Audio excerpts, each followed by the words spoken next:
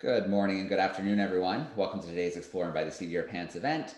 My name is Joe Grabowski, and I will be your host for today. We couldn't be more excited to be hosting events during Secret Path Week in partnership with the Gord Downie and Chanie Wenjack Fund. So the Downie Wenjack Fund is part of musician Gord Downie's legacy and embodies his commitment, and that of both the Downie and Wenjack families to call Canadians to action in solidarity with Indigenous peoples of this land.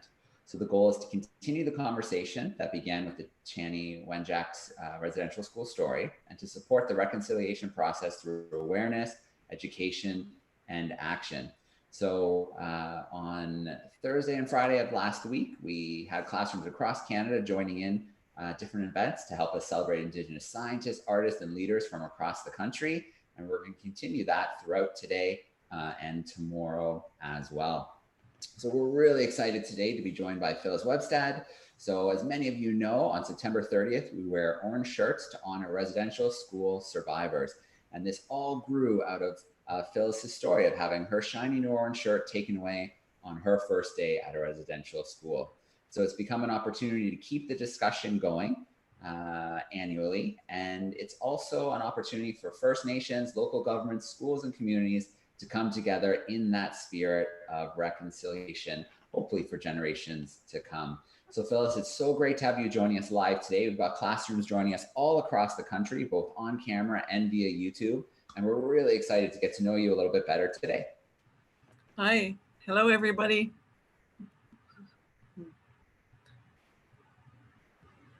So am I on now? Yeah, we got you loud and clear.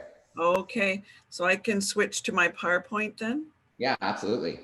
Okay, so hello everyone. My name is Phyllis Webstad. I'm from the Strachem First Nation. Strachem is Kennel Creek, Chatlam is Dog Creek. I'm part of the Shawetm or the Shuswap Nation in British Columbia. My reserve is about an hour and a half southwest of Williams Lake, and I have a PowerPoint presentation that includes my book, The Orange Shirt Story, and I will give a bit of information leading up to the book, and then I understand we'll have about 15 or 20 minutes of questions. So if I could start my PowerPoint now. So Yeah, just absolutely. that, Joe. Okay. Yeah, if you hit that share for me, Phyllis, and then pick the PowerPoint option, I'll let you know when it's up. Okay. Perfect. And then if you just click the full screen option, I think we're ready. So from the beginning. There we go. There you go. So I can can people still see me too? Okay. Yep.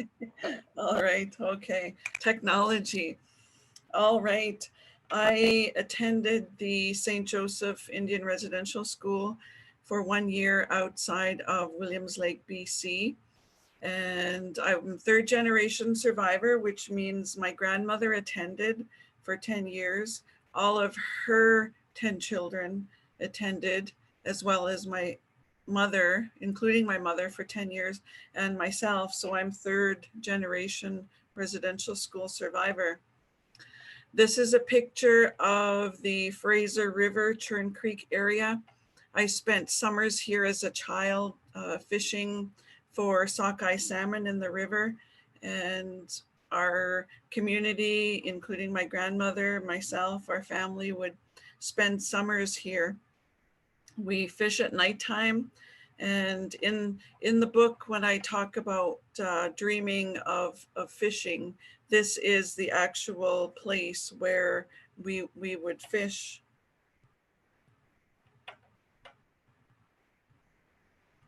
I was a young mom. With the help of my aunt, I was able to raise my son and have him know me as his mother. I lived with my grandmother until I was 10, and then my aunt Agnes took me when I was 10. And with her help, I was able to raise my son. I never did have any more children. And so I have one son, 3 grandsons, a granddaughter, and another granddaughter due on December 6th. This is a picture of Chatlam which translates into deep valley.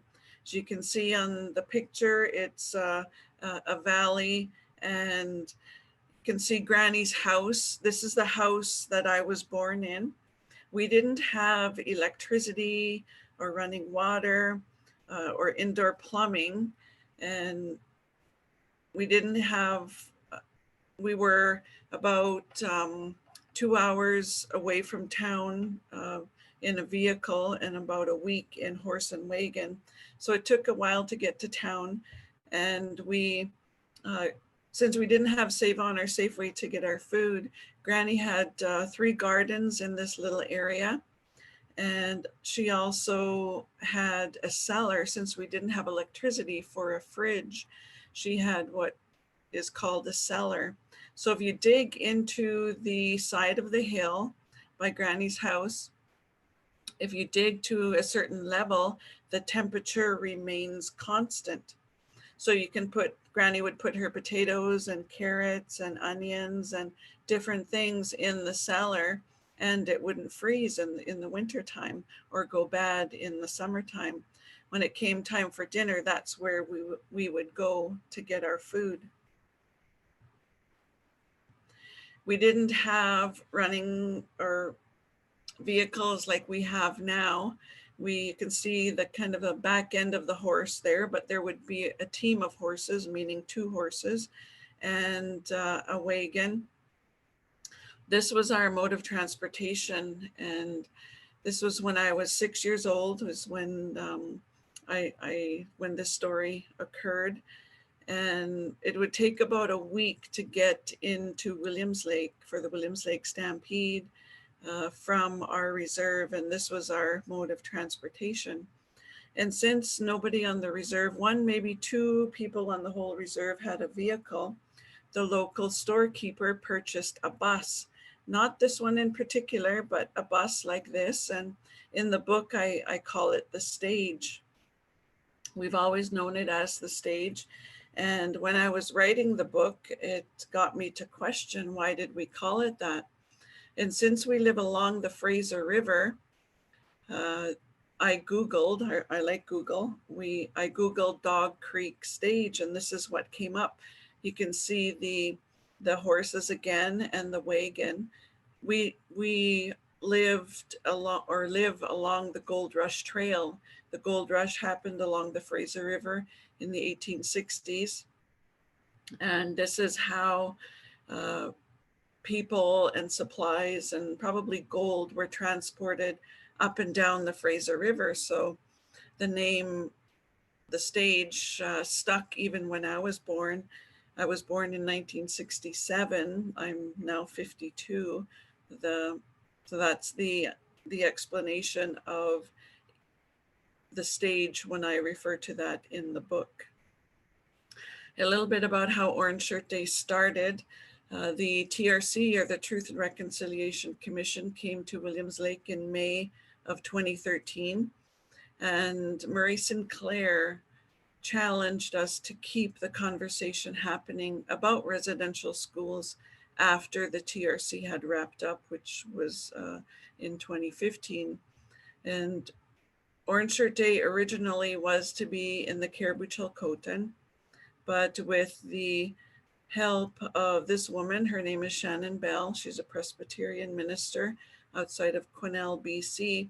She called me at home and asked if she could help me make Orange Shirt Day global, and I agreed, not really understanding what it was I was really agreeing to, but this was before our TRC event in May of 2013, and I totally forgot about my conversation with Shannon.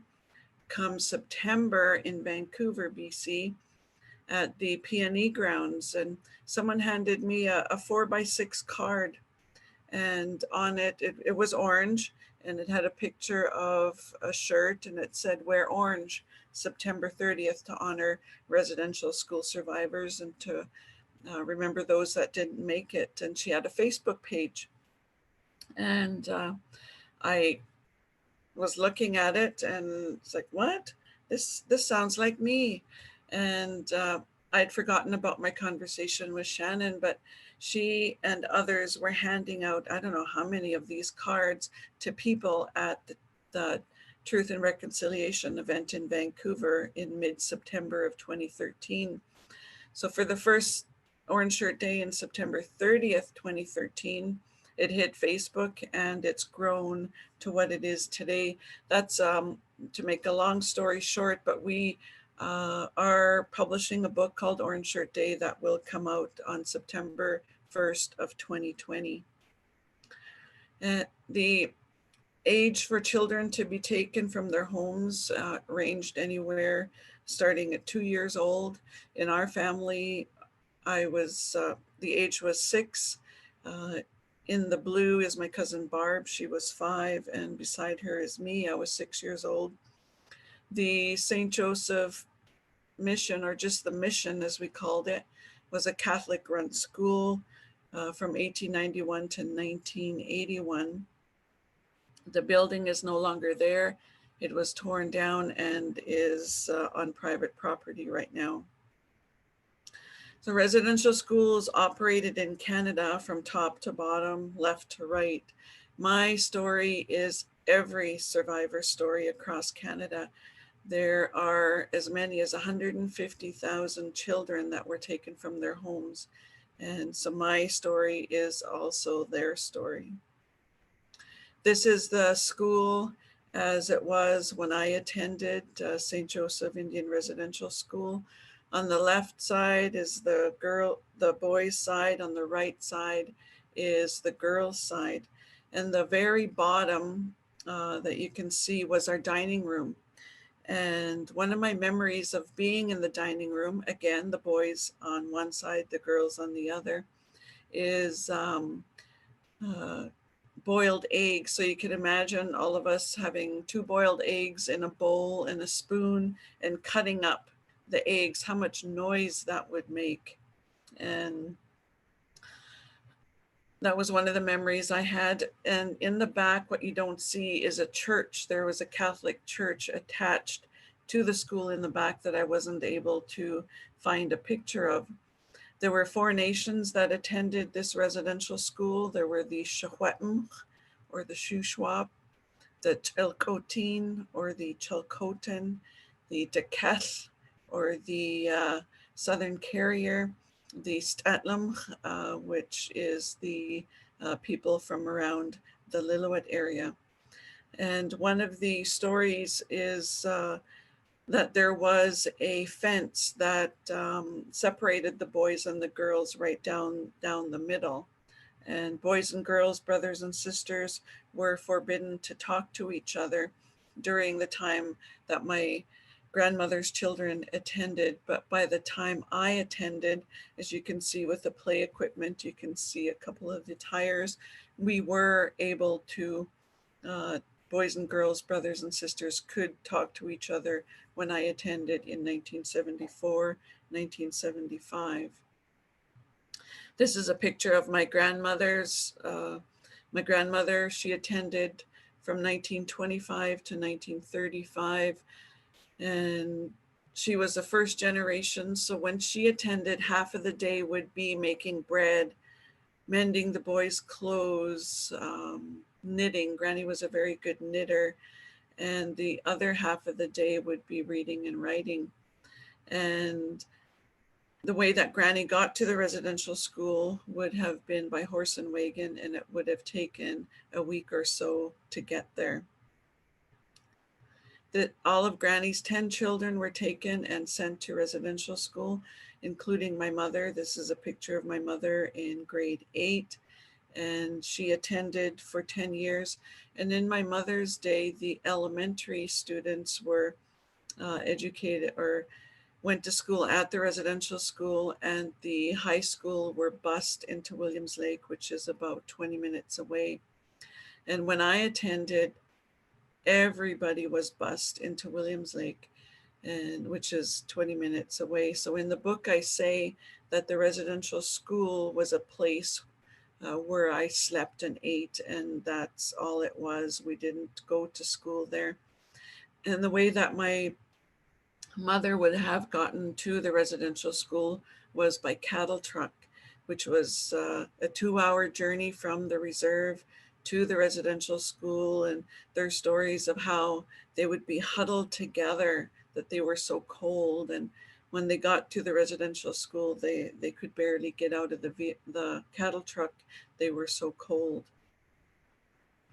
This is a picture of my granny. This is her on her 99th birthday. She was Catholic right to the day she left. This is the woman who bought me the orange shirt all those years ago. And she turned 100 on September 28th, 2018. And she passed on to the spirit world in January of this year. And we really miss her, but it was her time to go on to be an ancestor. Her mother was also Catholic, and I believe her grandmother may also have been Catholic. I'm just starting to learn a lot of our history, and I need to confirm how far the Catholic faith goes in the generations of our family. And I came to respect the Catholic faith and to respect Granny. It was her strength. That's what got her through all of the challenges in her life, was her prayer and her faith in God. Okay, so I just wanted to, can you hear me, Joe? Okay. To finish with this picture, it's a picture of myself, my husband, my mom is in front of me, my son, and my wife's, or my son's wife's family, and my 3 grandsons and granddaughter. We chose blue because it was Granny's favorite color. This was taken just this past May before Mother's Day. But what I wanted to say was, for the first time in 4 generations, members of my family, my grandchildren, are living under the same roof as their mother and their father.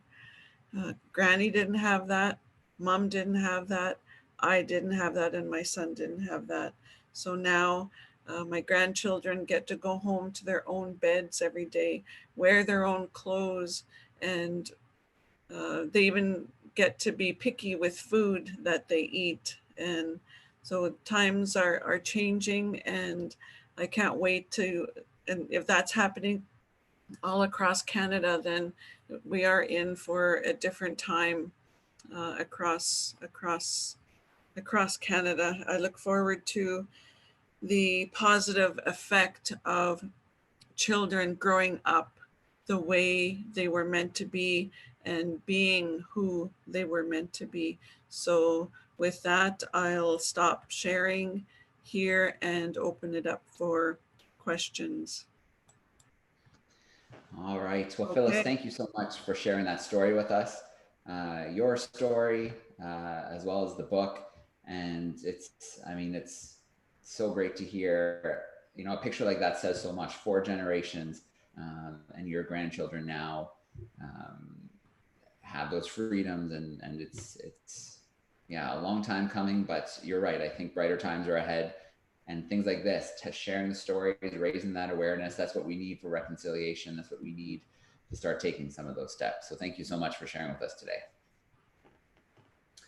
All right, well, we're gonna meet some of our live classrooms. I wanna give a shout out on YouTube. We have tons of classrooms on YouTube. Don't forget to use the chat sidebar on the right. Let us know where you're watching from and send in a question or two. But I'll give a shout out to a few classrooms. We've got Mrs. Date's class joining us. Their Law and Canadian World Issues class. We've got Mrs. Wells, grade 6s, joining us from Newfoundland.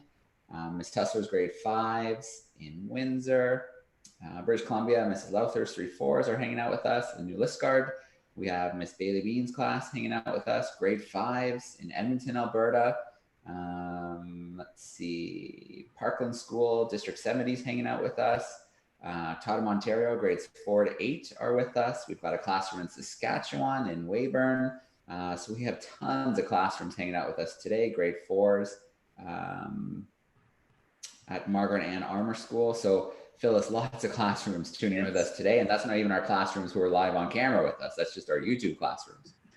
Let's get meeting some of our our live classrooms.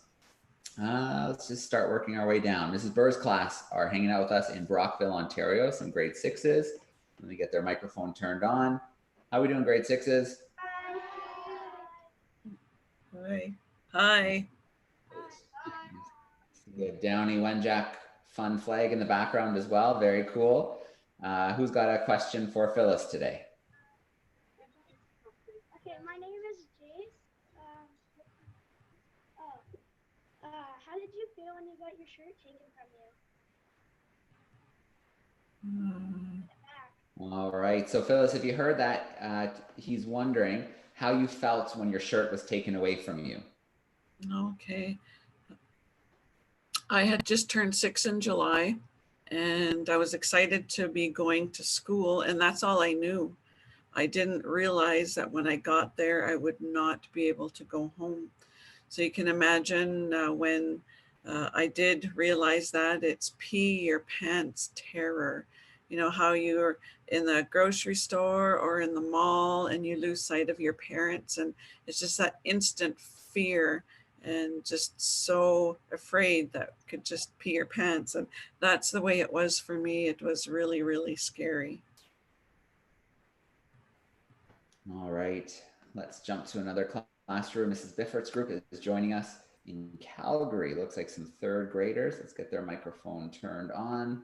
How are we doing, third graders?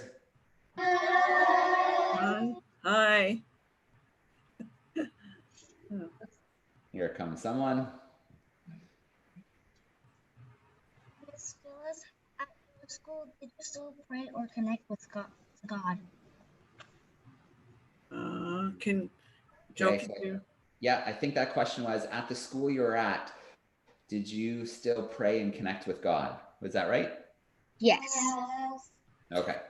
We went to church on Sundays and probably other times like at Easter and different,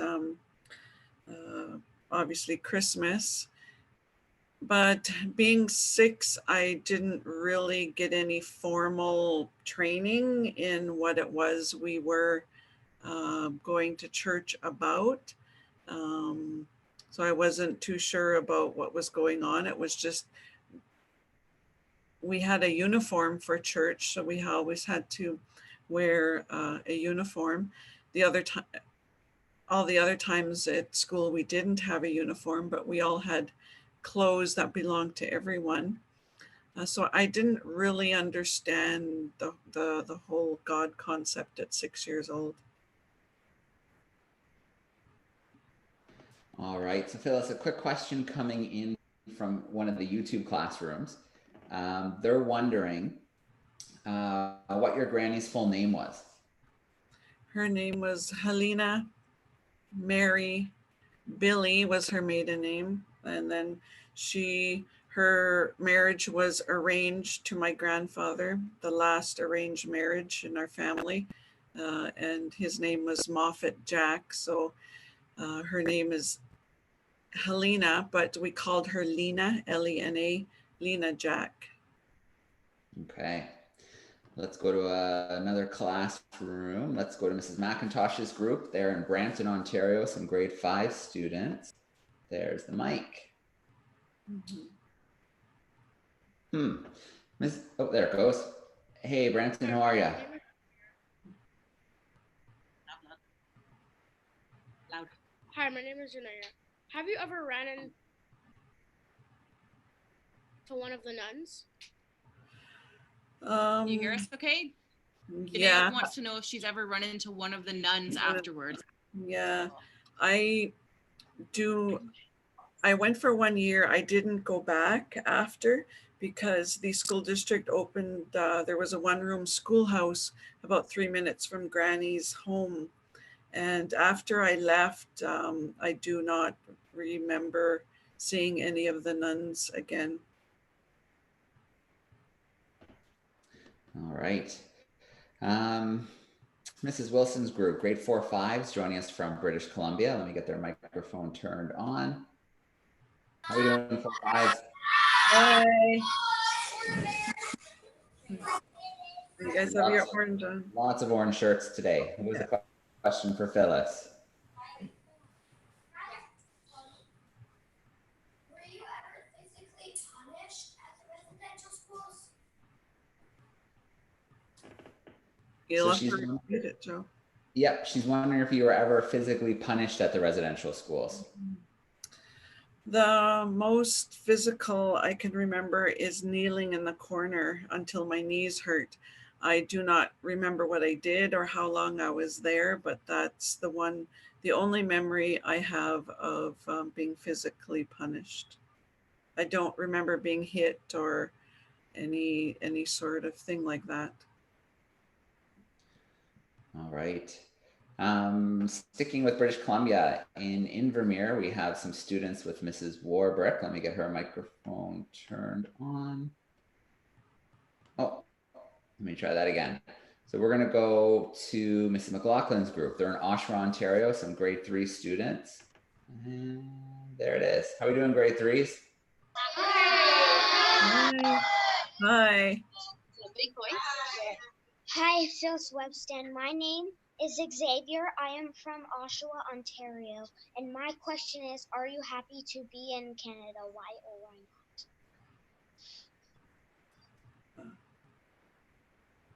not? What was the question again? What? Yep. So he says he's wondering if you are happy to be in Canada. Why or why not? Okay. I am happy to be in Canada. I live in British Columbia. I've lived in British Columbia all my life, and I could not imagine having to leave my homeland here, where my mother's family, the Shawetm people, have lived for thousands of years. I could not imagine having to leave my home territory, and I wouldn't want to live anywhere else. So I'm happy to be where I am. All right. Well, Phyllis, I'm going to quickly grab another question from the YouTube community. And let's see. Okay. So this is a question from some 5th graders, and they're wondering if there was anything positive. Can you remember any positive experiences from the year you spent in the residential school? Mm-hmm. Yes. When I was writing the book, I had to search my memory for anything positive. And that's why I came up with the singing on the bus and the picking of onions in the schoolyard by my cousin. And those were 2 positive events and things that I remembered. And there were 2 people that were nice to me during that year. Adults, not a lot of adults were nice, but my teacher, she's in the book, and I liked her. She smelled good, and she had this crazy curly red hair, and I always wanted to go home with her because I was just so lonely. And there was another lady that was nice to me, and we'll have all of the stories in a book called Beyond the Orange Shirt Story.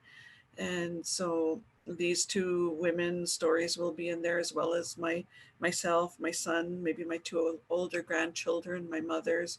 And that, if it doesn't come out September 1st of 2020, it'll be the following year. So, yeah. All right. We're going to visit another classroom now. We need to visit Mrs. Ayers' group. They are in Toronto. I think there's a big group of students joining us there. Let's get their microphone turned on. How are we doing, Toronto? Okay. Hi. Now listen, hands down and listen. Nope. Who has a mind of awesome? My shot. That was funny.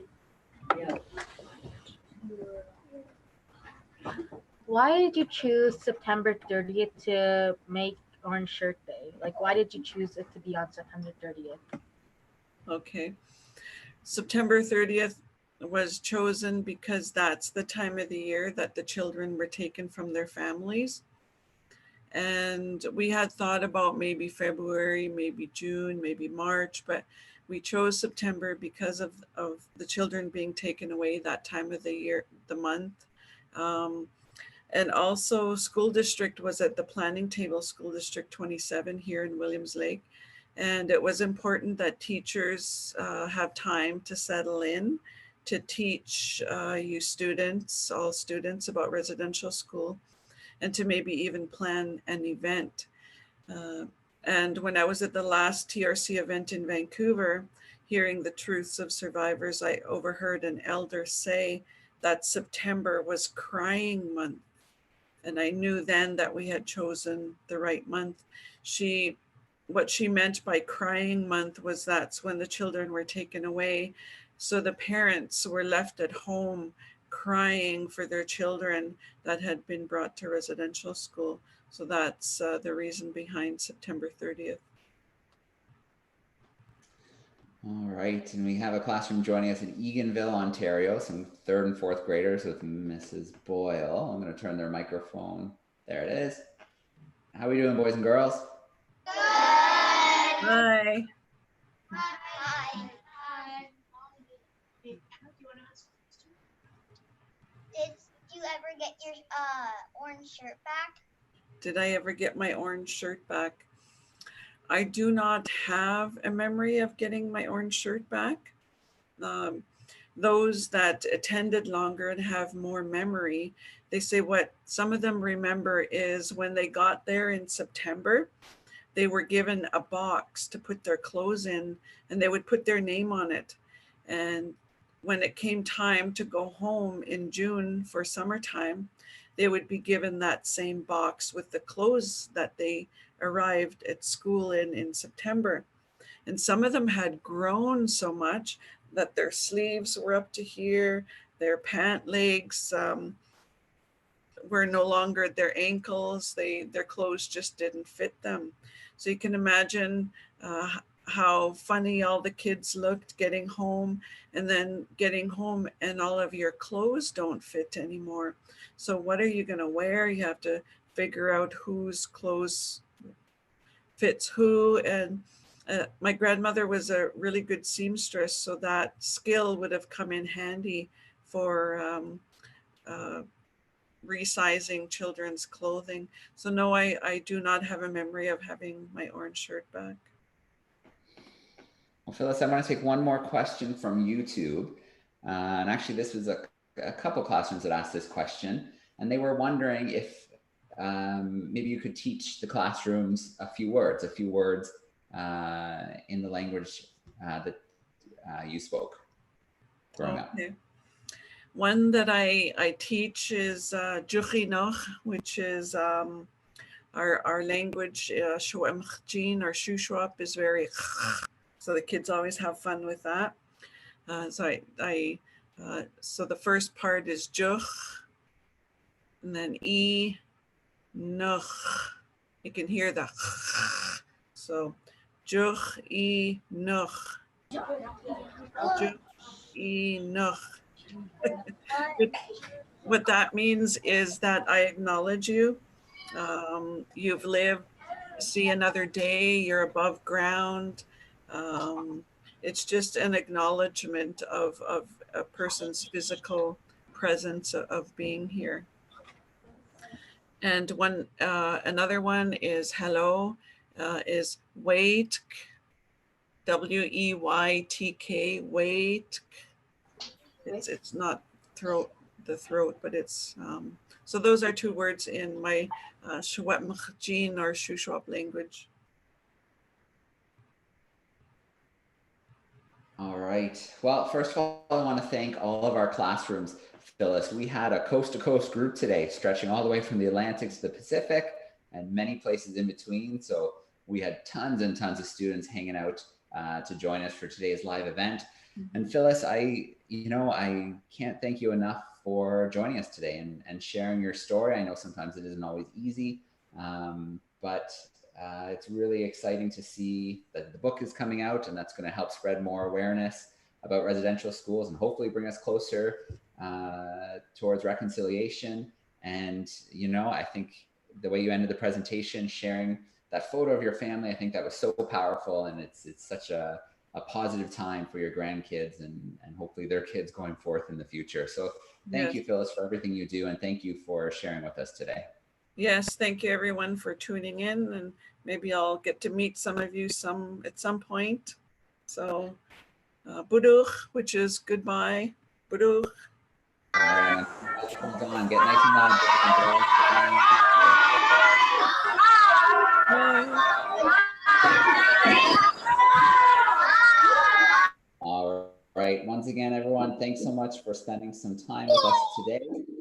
We are going to sign off for now. There's still another Secret Path Week coming up in about, Path Week event coming up in about 11 minutes with Meyer Greenfield from the Rumi Initiative. And then we have a whole series of events tomorrow. You can join us live on YouTube. So thanks again, everyone, for joining us today.